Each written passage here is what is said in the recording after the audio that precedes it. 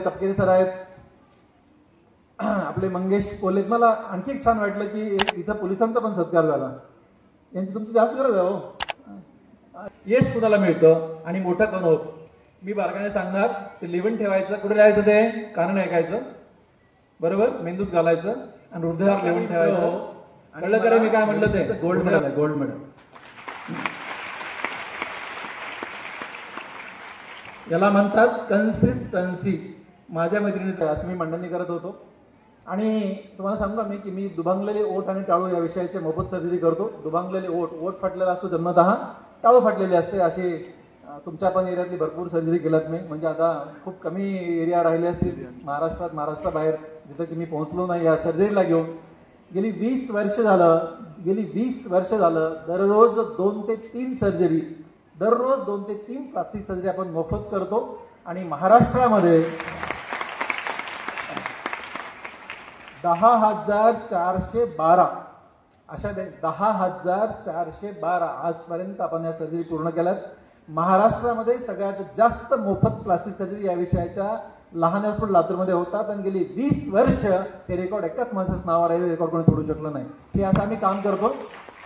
तर मी त्या पेशंटच्या जवळ गेलो बघा, आणि मला कुतूहल होतं की ज्या पेशंटचं मी 100% मोफत सर्जरी केली आहे, ज्याला 1 रुपया मेडिसिन जाताना औषध गोळ्या पण मी दिल्यात, आता अडचण काय की का नाही घरी गेली आहे. ते एक 8-9 महिन्याचं लेकरू ही आई अशी उभा टाकलेली, जे जवळ जाऊन तिला प्रश्न विचारला, मावशी तुम्हाला काल सुट्टी झाली? हो सर सुट्टी झाली. मग का नाही घरी गेले? तिने जे उत्तर दिलं ना, ती म्हणाली सर काय झालं ना की आम्हाला गावाकडे जाण्यासाठी तिकिटाला पैसे नव्हते, म्हणून हिचे वडील आडतीवर गेले आणि आम्हाला पैसे नाही मिळाले म्हणून आम्ही थांबलो. मित्र क्षणभर मी तिच्याकडे बघत राहिलो. मी तिच्याकडे बघत होती, माझ्याकडे बघत होती. का माहितीये? त्याचं कारण आहे पद्मश्री डॉक्टर तात्याला लहाने माझे मोठे बंधू आणि हा विठ्ठल लहाने, आम्ही दोघंही 1 वर्ष गावाकडे जात नव्हतो, कारण आम्हाला 8.5 रुपये तिकिटाला मिळत नव्हते. माझे वडील 20 रुपये कर्ज काढायचे सावकाराचं आणि ते कर्ज काढून 20 रुपये महिन्याला मला पाठवायचे. असं आमचं शिक्षण झालं आणि त्यामुळे आम्हीही गावाकडे महिना नाही वर्ष जात नव्हतो, कारण फक्त तिकिटाला पैसे नव्हते. त्याच्यामुळे मलाही एकदम 20-25 वर्षापूर्वीची आठवण माझ्या डोक्यात आली आणि मी तिच्याकडे बघत होतो. खरंच हिला तिकिटाला पैसे नाहीत आणि ती माझ्याकडे बघत होती. तेवढ्यामध्ये माझं असं सर पुढचा वाढलो. MBBS मी या SRTR मेडिकल कॉलेजमध्ये झालो. फक्त आता मी म्हातारा आहे, फार लांबचे विषय सांगतो मी. 1988 ला इथं होतो मी. आणि या अंबेजोगाईचा कोपरा माहीत असताना मी प्राणी आहे. कुठलाही कोपरा मला माहिती आहे, कारण मी पायी सायकलवर जमेल तिथं फिरून सगळ्या बाजारातल्या सगळ्या भाज्या घरात घेऊन जाण्यात मस्त काम. मोंड्यामध्ये आम्ही इथं राहत होतो, असं काही नाही मी दूर राहत होतो. हे मोंड्यामध्ये आता पण आपला तिथं घर आहे, हॉस्पिटल सुरू केलंय, तिथेच राहिलो मी 4.5 वर्ष. त्यामुळे ना अंबेजोगाईला मी माहेर म्हणतो ना. अंबेजोगाईचे लोक खूप प्रेम करतात. तुम्हाला आश्चर्य वाटेल की लातूरपेक्षा जर माझ्यावर जास्त प्रेम करतात तर अंबेजोगाई लोक प्रेम करतात. आय डोंट नो, म्हणजे हे का झालंय मला माहित नाही. आणि मग जेव्हा हे म्हणाले की तुम्हाला माझ्याकडे यायचंय, मला कोणी बोलवायला आल्यानंतर माझ्या अंगाला काटा येतो. काटा आता इथं येण्याचं कारणच तो आमचा सागर शिवने बसला. की तुम्हाला खरं सांगा मी म्हणजे ना कामाचा असला व्याप आहे. मी तुम्हाला म्हणत असतो, मी पहाटे 5:45 कामाला लागतो. पहाटे 5:45 मी कामाला लागतो आणि संध्याकाळी 6:30 मी पहिला श्वास घेतो. 14.25 तास सोमवार ते शनिवार एकदाही न श्वास घेता मी काम करतोय. गेली 27 वर्ष झालं. आता जरा शब्द समजून घ्या मी काय म्हणतो ते.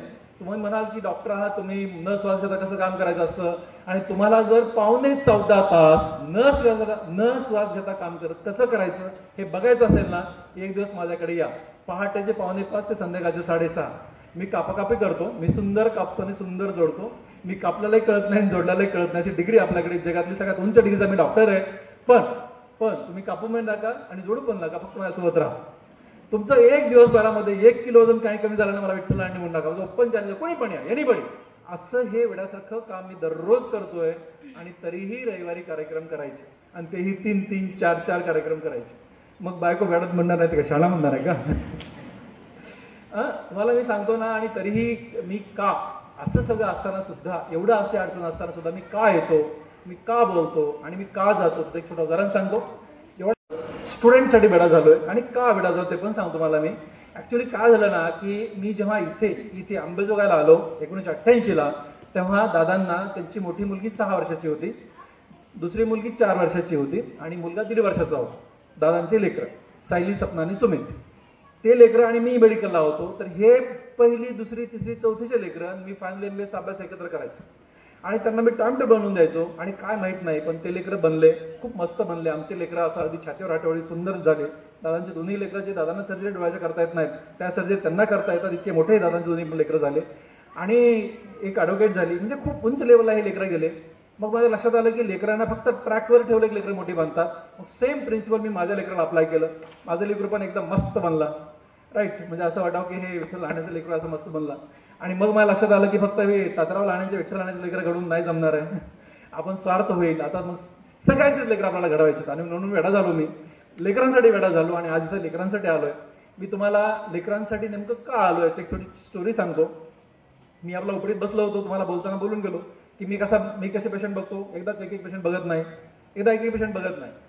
म्हणजे एकदाच 15-20 लोक घेऊन तुम्हाला मी बोललो असं बघतो. त्या लॉटमध्ये फक्त माझी एक सिस्टीम आहे. मी जेव्हा उपडीत बसलो मी फोन घेत नाही घेत. पेशंट एका पेशंट, प्रामाणिकपणा म्हणजे प्रामाणिकपणा, पेशंटला न्याय म्हणजे पेशंटला न्याय.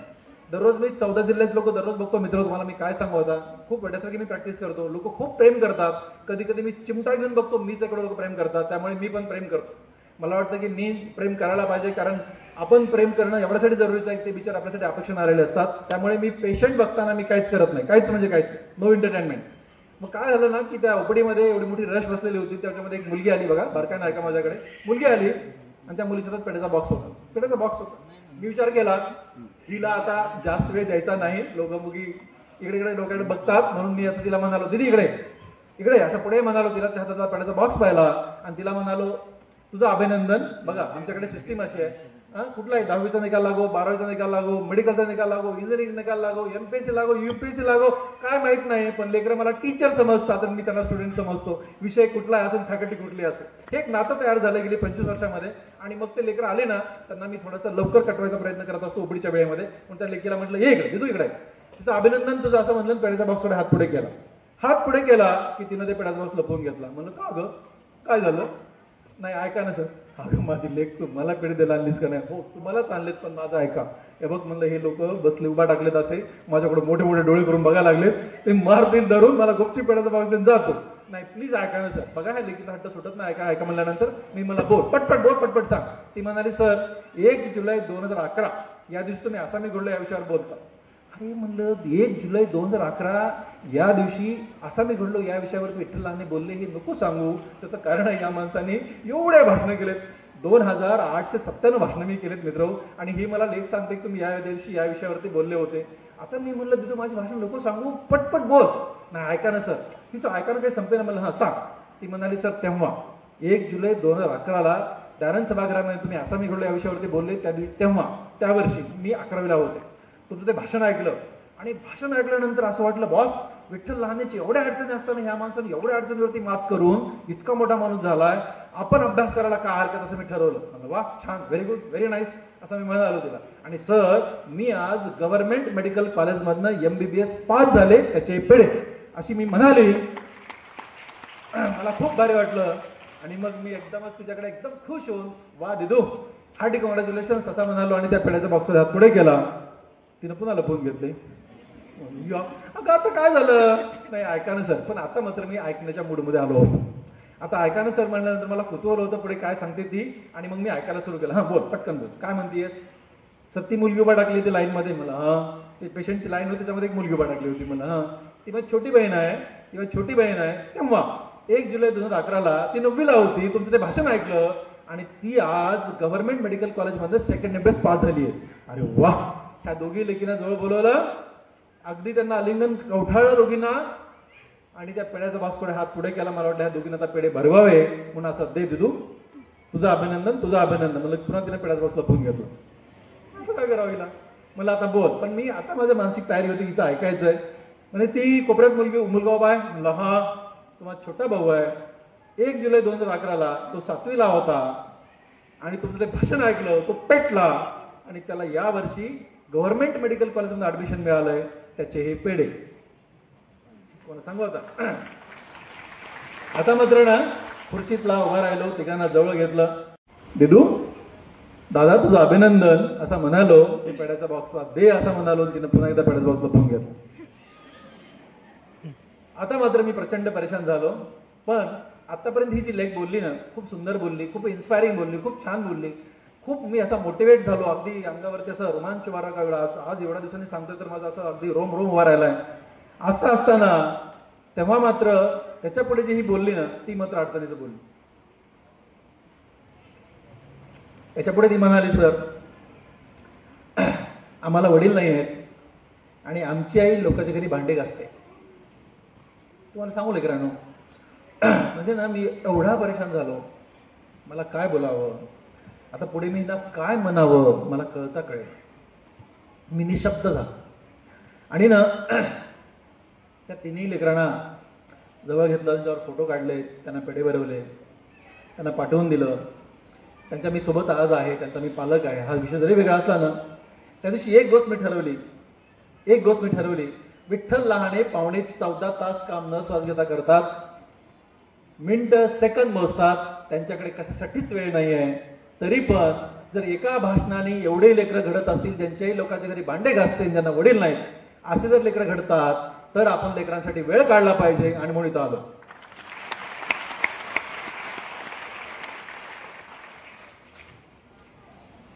आता याच्या पुढची काही मिनिटं लेकरांसाठी. मी तुम्हाला ना पालकांसाठी विषय दिला आहे, पण लेकर विद्यार्थी किती आहेत? स्टुडंट हात वर करा. स्टुडंट मी पण आहे म्हणून म्हटलं. हां गुड, ठीक आहे, बस झालं. माझ्याकडे बघायचं सगळ्या लेकरांनी, पालकांनी पण बघा. मी तुम्हाला एक 2 कामाची गोष्ट सांगणार आहे. कोण माणसं मोठे होतात ते विषय कोणी दिला रे? कुणी दिलं ते? सागरनी. त्यांचं एमडी प्रतिष्ठान आहे, ते 1 जुलैचा कार्यक्रम ते घेतात आणि त्याच्यामध्ये हा सागर हा त्यांचा एक उजवा हात असतो, ते लोक ऑर्गनाईज करतात. हा कार्यक्रम जेव्हा जेव्हा हे लोक ऑर्गनाईज करतात ना, तर ते 1 वर्ष आधी फक्त सांगतात की 1 जुलै पुढच्या वर्षी संध्याकाळी 6 वाजता कार्यक्रम होईल. त्याची पत्रिका छापली जात नाही, त्याची जाहिरात केली जात नाही.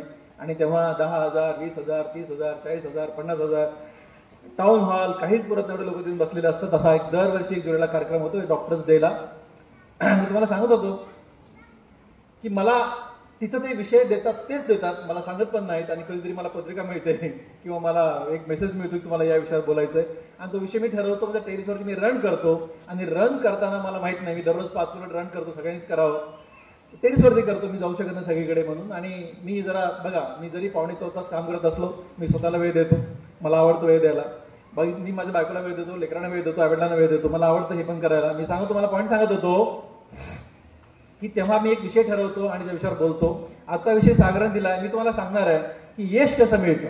थोडा त्या विषयाला बदल करतोय कारण लेकर जरा जास्त आहेत. मी पालकांसाठी पण बोलतो, यश कुणाला मिळतं आणि मोठं कोण होतं. मी बारकाने सांगणार, ते लिहून ठेवायचं. कुठे लिहायचं? ते कानाने ऐकायचं, बरोबर, मेंदूत घालायचं आणि हृदयावर लिहून ठेवायचं. कळलं का रे मी काय म्हणलं? ते हृदयावर लिहून ठेवायचं. आणि जोपर्यंत तुम्हाला तुमच्या आयुष्यातलं सगळ्यात मोठं यश मिळत नाही, तोपर्यंत हृदयाच्या बाहेर काढायचंच नाही. आणि ते मिळाल्यानंतर मला भेटायचं पेट्याचा बॉक्स घेऊन, राईट. आणि ती स्टोरी सांगायची. काय स्टोरी? तुम्ही सर्व सांगतो मी. यश कसं मिळतं आणि कुणाला मिळतं. मी त्याला 4 शब्द सांगणार आहे, त्या बारकाने ऐकून घ्या. यश त्यांना मिळतं जे कमिटमेंट करतात. काय करतात? कमिटमेंट. काय करतात? मोठ्याने म्हणा, मोठ्याने रे. त्या भिंती पडला पाहिजे पोरो. हॅलो, हा, कमिटमेंट. ग्रेट. बघा, ह्याला कमिटमेंट म्हणजे काय? कमिटमेंट म्हणजे ना, मी आज ढगेंच्या सरांच्या क्लासमध्ये जाणार आहे, एकदाही क्लास बुडवणार नाही, that is called as commitment. दररोज अभ्यास करणार, that is called as commitment, बरोबर. काही लेकर आहे ना, काही न सांगता कमिटमेंट करतात. बस आपला अभ्यास करायचा, मोठा माणूस बनायचं. काही लेकर आहेत ना, विठ्ठल लहाण्याचं भाषण ऐकून कमिटमेंट करतात. आणि काही लेकर आहेत ना, प्रसंगाने कमिटमेंट करतात. तुम्ही कशाने कमिटमेंट करा, पण कमिटमेंट करा. कमिटमेंट केल्याशी माणसं मोठी होत नाही. ओके. मी कधी कमिटमेंट, तुम्हाला प्रामाणिकपणे सांगतो की मी कधी कमिटमेंट केली होती. मी ना तुमच्याकडे असताना कमिटमेंट केली होती. मी 7वीला होतो आणि माझ्या आईला मी माय म्हणतो. माझ्या माईला एका लग्नाला जायचं, कमिटमेंट. एका लग्नाला जायचं शेजाऱ्याच्या. माकेगाव नावाचं गाव आहे, हे अंबेजोगाई तालुक्यातलं नाही, रेणापूर तालुक्यात माकेगाव आहे. तर तिथला आम्ही प्रॉपर आहे. तर त्या गावामध्ये ना, छोटं गाव आहे. मी 10वी पास होईपर्यंत त्या गावात लाईट नव्हती. त्या गावचा आम्ही राहतो त्या गावामध्ये, आजही राहतो. तुम्हाला मी सांगतो की माझ्या माईला एका लग्नाला जायचं होतं. माझ्या माईने मला म्हणाली, माय मला इथं एका माझ्या मित्राचं नाव घेतलं, त्या घरी जा, त्याच्या माईचं लुगडं घेऊन ये. माईचं लुगडं घेऊन ये म्हणाली. बघा बारकाईनं ऐका. लुगडं कळतं मला? लुगडं कळतं? लुगडं म्हणजे साडी. माझ्या माईच्या भाषेमध्ये लुगडं म्हणजे 9 वार आणि साडी म्हणजे 6 वार. ओके 7 वार सॉरी, म्हणजे साडी ही लुगड्यापेक्षा लहान असते अशी माझी माय सांगायची. हां, तर लुगडा घेऊन म्हणाले, मी गेलो लुगडं घेऊन आलो, माझ्या माईला दिलं, माझ्या माईने घातलं, लुगडं देऊन लग्नाला जाऊन आली, बाईकडे लग्नाला जायचं होतं, परत आली, धुवून बिवून गडी करून वाळवून दुसऱ्या दिवशी माझ्या हातात दिलं, ते मी नेऊन दिलं. आणि नेऊन देऊन परत येताना आपल्या घरासमोर एक छोटा नाला आहे, आपल्या घरासमोर एक छोटा नाला आहे, त्या नाल्यावरनं काय देवाला माहिती, पण मी कधी सरळ गेलोच नाही. त्या नाला दिसला की उडी मार, आता पण उडी मारा वाटते मला, पण उडी कशी मारायची. आता डॉक्टर विठ्ठल लहान एवढे मोठे लोक सोबत असतात, पण ते नाला दिसला की उडी मारा वाटते देवा, म्हणजे काय माहित नाही, पण ते एक वेगळंच अट्रॅक्शन आहे त्या नाल्याचं मला. ते अशी उडी मारत होतो, 7वीला होतो मी, आणि उडी मारताना मला प्रश्न पडला की माझ्या माईनं माझ्या मित्राच्या माईचं लुगडं का मागवलं होतं. आणि मित्र तुम्हाला सांगू, त्याचं उत्तर प्रचंड अडचणीच होतं की माझ्या माईकडे एक पण धडकं लुगडं नव्हतं. माझ्या माईकडे दांड घातलेले लुगडे, दांड म्हणजे कुठल्याही रंगाचे 2 लुगडे एकत्र शिवणे, किंवा ठिगळ लुगडं, म्हणजे जिथं फाटेल ना तिथं अण्णांचा धोती पांढरी, त्याचं दूध माय ठिगळ लावायची, असे लुगडं होते. पण एकही धडकं लुगडं नव्हतं. घरची इज्जत झाकून ठेवण्यासाठी माझी माय माझ्या मित्राच्या आईचं लुगडं घालून लग्नाला गेली होती. तुम्हाला सांगू लेकरांनो, that was a day in my life. तो दिवस माझ्या लाईफ मधला दिवस आहे ना उडी मारतानाचा, की त्या दिवशी मी कमिटमेंट केली, एवढा अभ्यास करायचा बॉस, एवढा अभ्यास करायचा, एवढा अभ्यास करायचा, आणि इतका मोठा माणूस व्हायचा ना की आपल्या माईला आपण एक लुगडं घेऊ शकू. लुगडं घेण्यासाठी मी कमिटमेंट केली. प्रामाणिकपणे तुम्हाला सांगतो मी, तुम्ही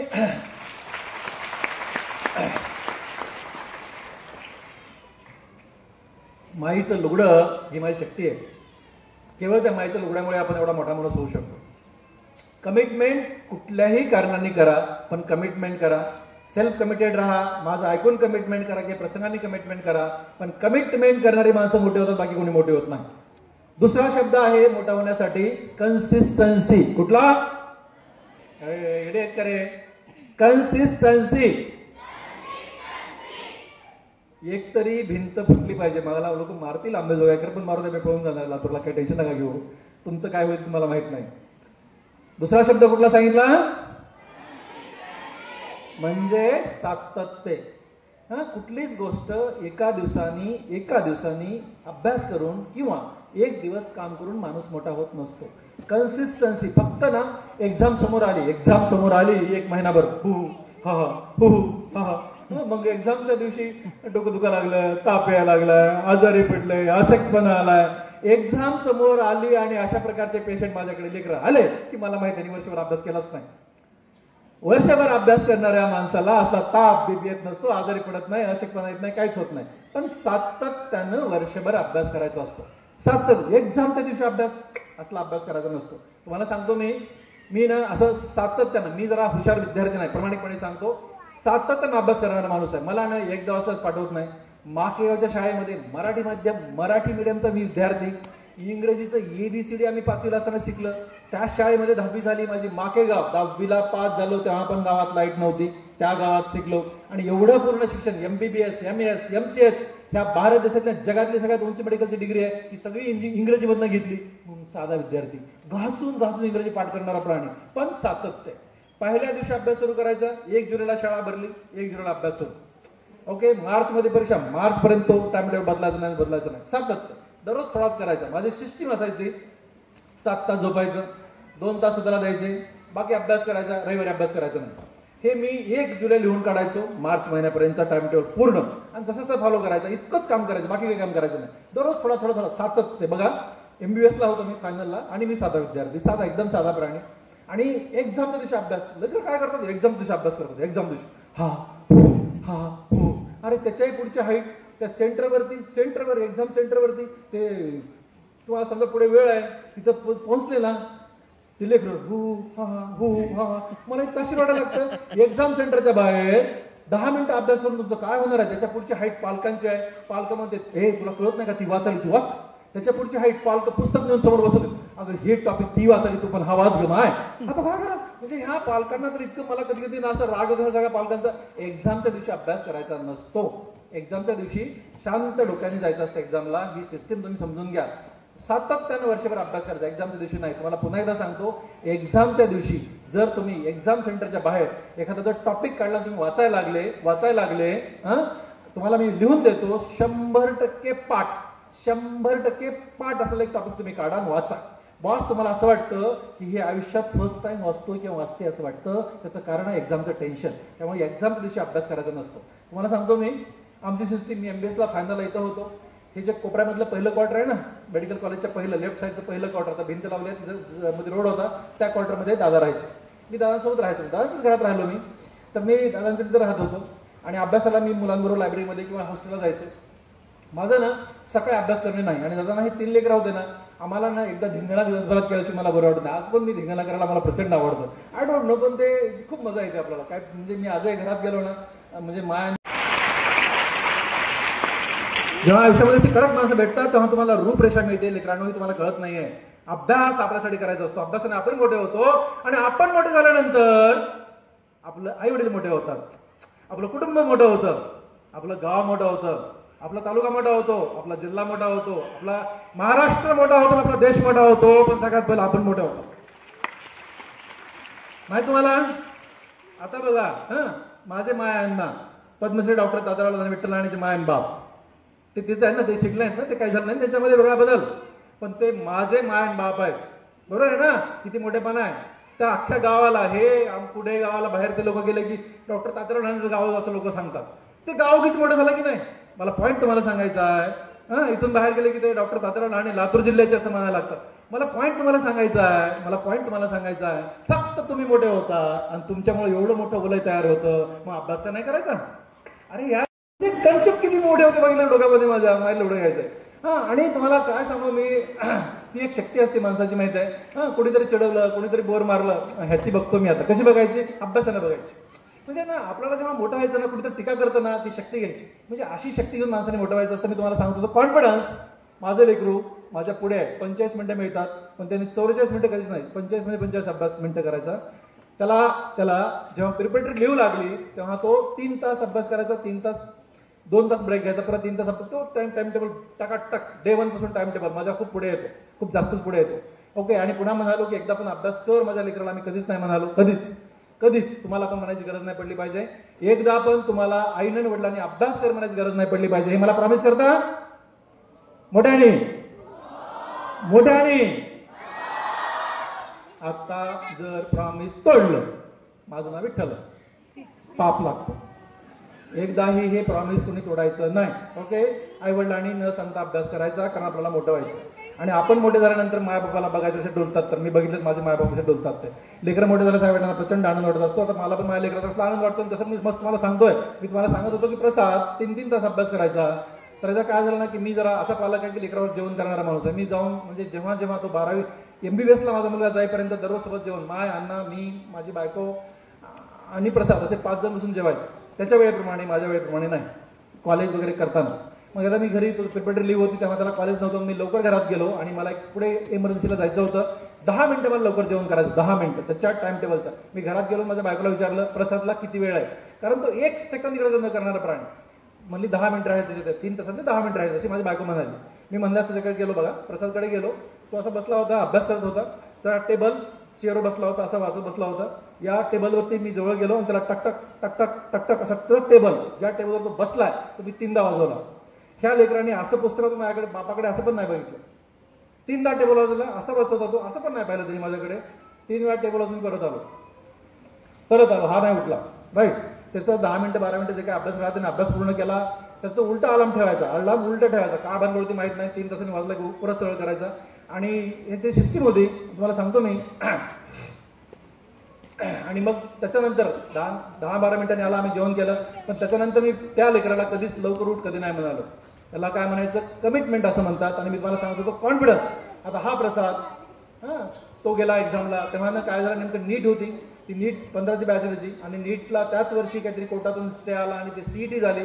आणि प्रसाद CET देण्यासाठी गेला, सेंटरवरती गेला. असा बाप आहे. मी कधीच्या शाळेत गेलो नाही, एकदा पण कुठल्याच ऍडमिशनला मी गेलो नाही, कुठल्याच. त्याच्या पहिलीच्या ऍडमिशन, LKG ऍडमिशन गेलो नाही, फर्स्टला गेलो नाही, 6वीला शाळा बदल तिथं गेलो नाही. 10वीला ज्या शाळेत गेलो तर तो अँकर होता आणि मी गेस्ट म्हणून गेलो, भाषण देऊन आलो. याच्या पलीकडे मी कधी गेलो नाही. त्याची एक्झाम होती, एक्झामला सोडायला पण मी गेलो नाही, माझी बायको सोडायला गेली होती. आणि एक्झाम झाल्यानंतर परत ती घ्यायला गेली. प्रसाद मला फोन केला, पप्पा, सेंटरवरून बसल्या माझ्या बायकोच्या फोनवर फोन केला, पप्पा बायोलॉजीमध्ये 100%, बघा बायोलॉजीमध्ये 100%, बायोलॉजी 100% मार्क पडतात मला, असं तो म्हणाला. मला माहित होतं माझा लेख, मी याला एवढं वर्ष बघतोय, त्याच्यामुळे मी मला अभिनंदन प्रसाद, कम ये म्हणालो, ये घरी असं म्हणालो मी, कारण ओपडीत बसलेला होतो. आणि तो आला घरी, झालं सगळं. 8 दिवसानंतर आन्सर की आली. प्रसादला 100 पैकी 100 बायोलॉजीमध्ये मार्क होते, त्याला डॉक्टरचं ठरवून टाकलं होतं. 15 दिवसानंतर दुसरी आन्सर की आली आणि त्याच्यामध्ये प्रसादचा एक मार्क गेला, बायोलॉजीचा एक मार्क गेला, 99 झाले. जीव रडायला लागला, हा लेकरू जीव रडायला लागलं की नाही, घरामध्ये बघायचंच काम नाहीये. अरे म्हणलं काय झालं बा असं. अण्णांचा फोन, मला, मी ओपडीत बसलेला होतो, अण्णांना फोन लावता येत नाही. इंटरकॉमवर दुसऱ्या एका असिस्टंटला फोन मला लावला आणि मला, इडल्या कुठे आहेस तू. विठ्ठलला म्हणणारा एकमेव प्राणी आहे माझ्या आयुष्यामध्ये, बाप. म्हणलं अण्णा काय झालं, तुम्ही काय रागावलेत मला, काय झालंय, घरी येतो. अरे म्हणून झालं काय म्हणजे बाप उगीच वगैरे रागावला मला. मी घरात गेलो तर हे लेकरू रडायला लागले. म्हणजे बापन माय माझ्या लेकरावर जेवढं प्रेम केलं, म्हणजे बायकोवर जेवढं प्रेम केलं तेवढं माझ्यावर पण प्रेम केलं नाही. त्यांचं ती प्रचंड अटॅचमेंट होती. माझी बायको, माझं पोरगं, मायन बाप, हे म्हणजे हे ना बाप रे तुम्ही विचारच करू शकत नाही. असे हे एकच होते, एकच म्हणजे बॉड्या वेगळ्या होत्या, मन सगळ्यांचं एक होतं. आणि घरात गेलो, बघ लेकरू रडायला लागले. डॉक्टर आहेस तू, काय रडायला लेकरू. अहो म्हणला अण्णा, महाराष्ट्रामध्ये जेवढ्या लोकांनी लेकरांनी एक्झाम दिली, त्या ज्यांचा मार्क, ज्यांनी जे उत्तर प्रसाद दिले, त्यांनी जेवढ्या लेकरांनी लिहिलंय तर सगळ्यांचा मार्क कटणार. म्हणला नाही काय झालं बरं, समजा 99 मार्क झाले, हो ह्याला कुठलं पण गव्हर्नमेंट मेडिकल कॉलेज मिळतंय, अडचण काय. एवढं सगळं बापाला ऐकलं. बाप मला काही माहित नाही, लेकरू का रडते बघ. आता हे लेकराला काय करू मी.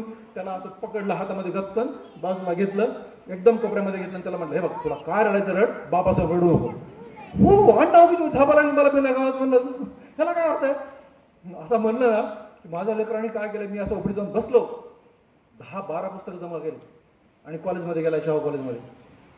ते जाऊन प्रिन्सिपल मॅडमला भेटलाय, सगळ्या बाजूच्या टीचरला भेटला आणि मला प्रिन्सिपल मॅडमचा फोन आला, सर प्रसाद आला. कशाला गेलाय, काय करावं लेकराला. बरं मॅडम म्हणलं बघा, महाराष्ट्रामध्ये जेवढ्या लेकरांनी लिहिल्या ना सगळ्यात त्याला फक्त समजून सांगा, बाकी काय अडचणीचं नाही सर. मग तसं नाही. म्हणलं काय सोय, प्रसाद उत्तर बरोबर आहे. अहो म्हणलं तुम्हाला बरोबर आहे, त्याला बरोबर आहे, मला बरोबर आहे, पण आन्सर की विषय संपला.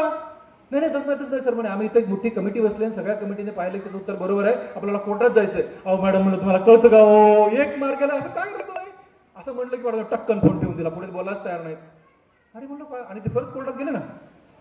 कोर्टाने कमिटी नेमली की 12 प्राध्यापक महाराष्ट्रात नेमवले आणि 3 आठवडे वेळ दिला आणि 3 आठवड्यानंतर ह्या 12ला 12 प्राध्यापकांनी सांगितलं की तेच उत्तर बरोबर आहे आणि पुन्हा प्रसादला 100 पैकी 100 मार्क मिळाले. याला काय म्हणायचं, याला काय म्हणायचं, अरे काय म्हणायचं, मोठ्याने म्हणा.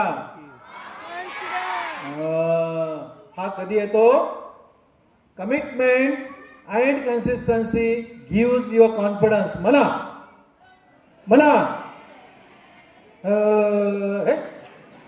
consistency, commitment and consistency gives you confidence. मला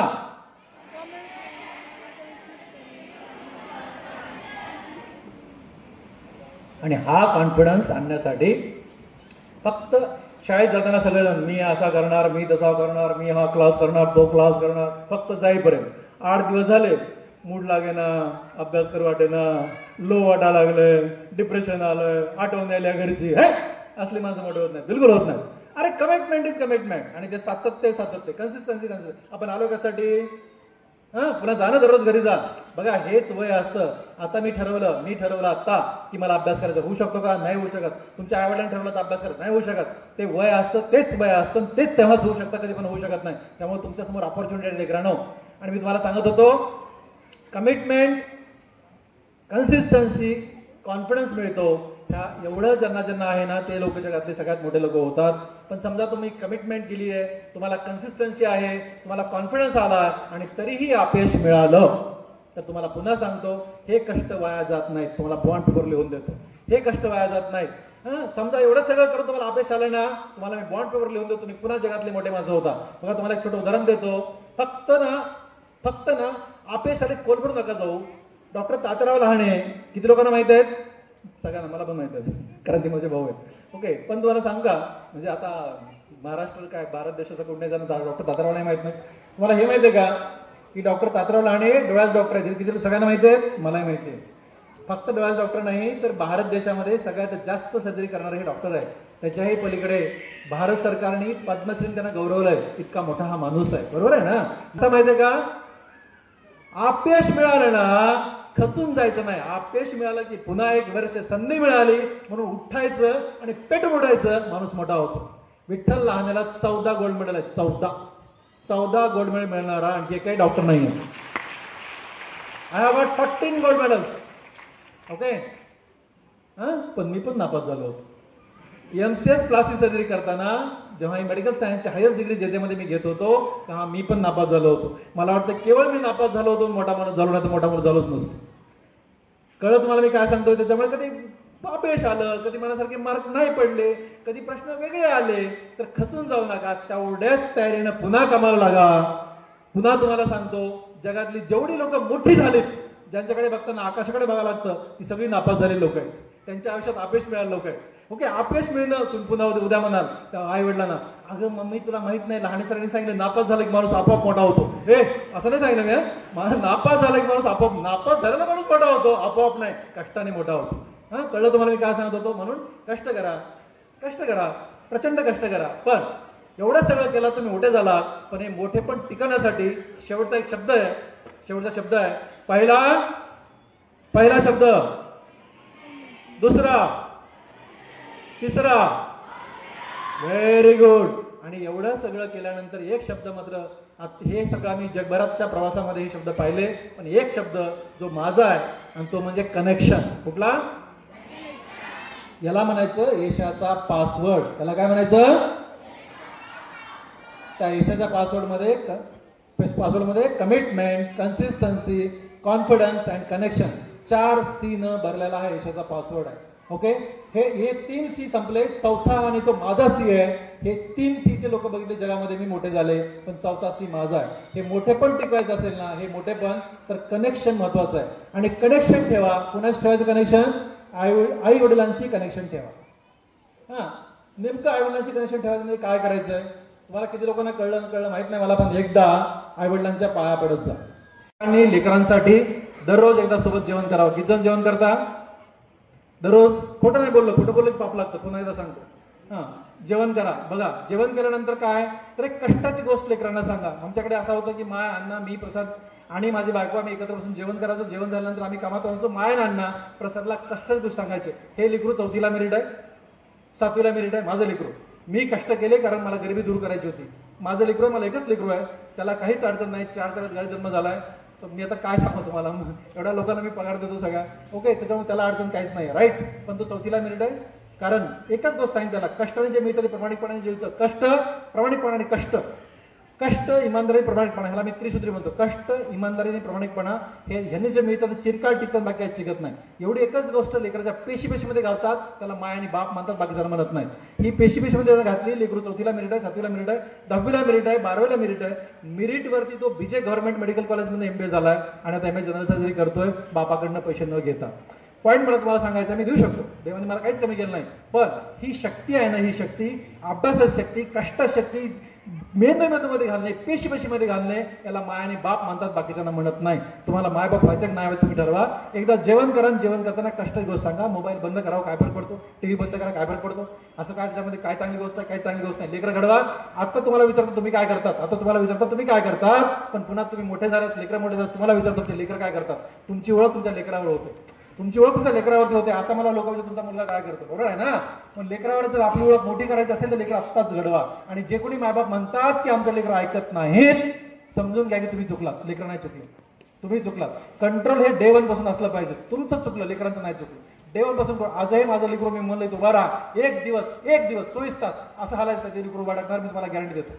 ओके. ह्याला संस्कार म्हणतात, त्यांनी संस्कार करता आले पाहिजे. हे प्रेमाने, रागाने नाही, प्रेमाने. ओके. मी एकदा, तो 7वीला असताना एकदा मी डोळ्याने असं पाहिलं होतं, एकदा मोजून एकदा, तर तो 8 दिवस मला प्रश्न विचारला, पप्पा तुम्ही माझ्याशी राग का बघितलं होतं?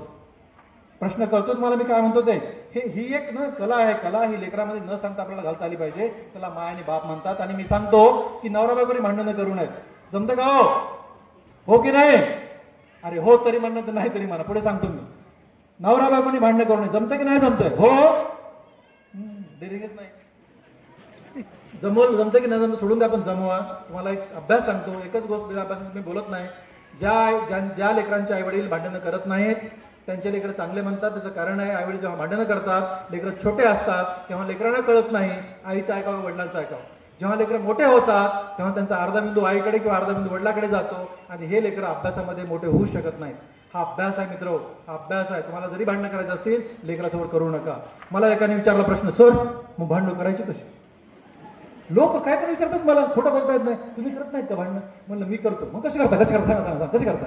मी जसे करतो तसे तुम्ही पण करा भांडणं, तसे तुम्ही पण करा भांडणं. कसे करायचे? रात्री 2चा अलार्म लावायचा. हा, रात्री 2 वाजता उठायचं भांडायचं. 2 फायदे, 1 लेकरासमोर भांडणं होत नाही, आणि नंबर 2 रात्री 2 वाजता जास्त भांडण वाटत नाही, थोडक्यात मिळून जातं. तर तुम्हाला कळलं न कळलं मला माहित नाही मित्र, पण खरंच भांडणं करू नका. नवरा बायकोतलं प्रेम हे जगातलं सगळ्यात श्रेष्ठ प्रेम आहे. ओके, नवऱ्याला वाटतं की बायकोला काहीच कळत नाही, बायकोला नवऱ्याला काहीच, असं काहीच नाही. नवऱ्याला पण कळतं, बायकोला पण कळतं. मी आता बोलतो ढगेसरांना म्हणालो की सगळे संसार जातात द्या. माझ्या घरामध्ये अख्खा संसार माझी बायको सांभाळते, आईवडिलांना माझ्या सांभाळते, मला सांभाळते, लेकराला सांभाळते, आणि अख्खं हॉस्पिटल सांभाळते. ओके, तुम्हाला खरं सांगतो मी की नवरा बायकोने भांडणं करू नका. जमतंय का? मोठ्याने म्हणा, अरे मोठ्याने म्हणा, हो म्हणा. काय करा बाबा? अरे आप काय भारत पाकिस्तान आहे काय? नाही ना, मग काय? आणि बघा तुम्हाला सांगतो, तुम्ही हो म्हणलात आणि तुम्ही मला प्रॉमिस केलाय, विठ्ठल नाव आहे माझं. आता जर भांडण केला की पाप लागतं, आणि तुम्हाला पाप माहित नाही. मी जेव्हा पाप म्हणतो तेव्हा पाप खरं करायला लागत असतं. बिलकुल भांडण नाही करायचं. नाही म्हणजे नाही, मला प्रॉमिस करा आणि मस्त राहा यार, सुखाने राहा, काय मॅटर करत नाहीये. आणि तुम्हाला पुन्हा सांगू, नवरा बायकोचं प्रेम हे पवित्र प्रेम असतं. आणि खरं सांगतो, आज 30 वर्ष होतील मला आता 28 जुलैला, पण मला वाटतं की माझं आज लग्न झालंय. आजही तेच प्रेम, तसंच वागणं, तेच आम्ही मेंटेन करतो, आणि त्यात मजा आहे यार. आणि मी शब्दाला शब्द बायकोचा ऐकतो, शब्दाला शब्द ऐकतो. मी अगदी छातीवर ठेवून सांगतो, सगळ्या नवऱ्याने बायकोचं ऐकावं, कल्याण होतं माणसाचं. माझं कल्याण बायकोचं ऐकून झालं. काय अडचण त्याच्यामध्ये? Nothing wrong in that, nothing wrong in that. कुठल्याच बायकोला वाटत नाही नवरा खराब व्हावा, कुठल्याच बायकोला वाटत नाही नवरा कधी खराब व्हावा, काय वाटत नाहीये. म्हणून बायकाचं ऐकायला शिका, त्याच्यामध्ये कल्याण आहे, चुकीचं काहीच नाहीये. ओके, मी पण प्रामाणिकपणे सांगतो. आणि हे डू इट आणि करा, हे त्यात काही रॉंग नाही. ते सॉरी म्हणा यार, किती मोठं भांडण होऊ द्या, सॉरी म्हणा, गळ्या पडा, तुमचं भांडण नाही भेटायचं विठ्ठलाने म्हणून. हे असं जगा, हे एवढ्यासाठी जगा, त्याच्यामुळे लेकरं चांगले होतात. आणि लेकरं चांगले झाल्यानंतर मी नेहमी शेवट माझ्या भाषणात असा करायचो की आमच्या अण्णांना एकदा भेटा, अण्णांना भेटा. आता मी अण्णांना भेटा म्हणू शकत नाही, कारण आता आपल्यात अन्न नाही आहेत. मी अण्णामाईकडे जायचं नाही खूप दिवस ठरवतो, कारण अण्णांचं माहिती नसतं उल्लेख जरी गेला मला खूप त्रास होतो मित्र. काय सांगू मित्र, खूप मिस करतो, बेटा सारखा मिस करतोय. म्हणजे मी खूप लाईफ एन्जॉय केलं. म्हणजे मी 55 वर्ष होईपर्यंत अण्णासोबत राहिलो. पण तुम्हाला सांगतो, ज्या खुर्चीत अण्णा बसायचे त्या खुर्चीत आम्ही बसत नाहीत, आजही बसत नाहीत. ज्या खुर्चीत माय बसायचं त्या खुर्चीत आम्ही आजही बसत नाहीत. ज्या ताटात अण्णा जेवायचं तर आम्ही आजही जेवत नाहीत. म्हणजे आम्हाला खूप त्रास होतो. त्यांची एक बेडरूम आहे ना, ती लॉक करून ठेवली, मी त्या बेडरूमकडे पण बघत नाही.